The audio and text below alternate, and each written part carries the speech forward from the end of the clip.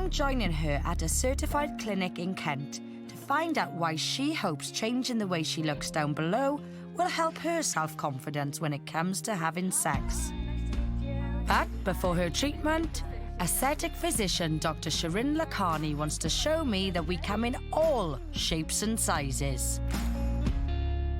What I like to tell people is how everyone's faces are different but considered normal.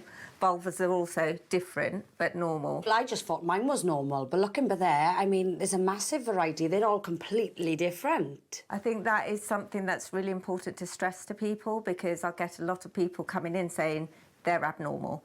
But looking at that, every single one of those vulvas is in fact normal. Most people that you see, whenever you do get to see a foof, they're all kind of tucked in and all look similar, don't they? And I think that's socially what people aim for in this culture. But what I try and stress to my patients is actually it doesn't really matter what it looks like as long as you're comfortable with it and it functions for you.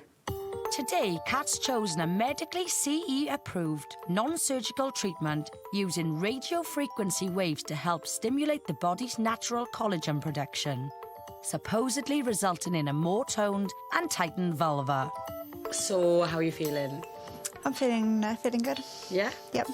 After 2 kids and a divorce, Kat's self-confidence in the bedroom hit rock bottom, and she spent 4 years avoiding any kind of intimacy. I became so insecure about how I looked down there and how it feels that I kind of avoided being in any situation where sex would be inevitable. Yeah, so, well, almost celibate then. Oh, pretty much, yeah. So how did it affect your confidence before in the past with ex-boyfriends? Well, there's been a few comments in the past, and then the pressure of social media, the images that you see widely on the internet, in films, has affected my own confidence of how I think I should be down there. So obviously after today now, your sex life might improve, not in positions and stuff, just in terms of your mental health having sex, your confidence having sex. I think so, yeah, especially confidence. I won't necessarily have to have the lights out.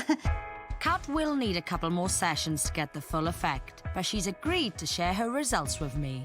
Massive difference. What a difference. Yeah. It's not even mine and I'm happy with it. No, I'm really pleased. Massive difference, thank you. I'm so glad Kat feels she's got her self-confidence back. But it has shown me the pressure we all put on ourselves to look a certain way, when actually we're all different.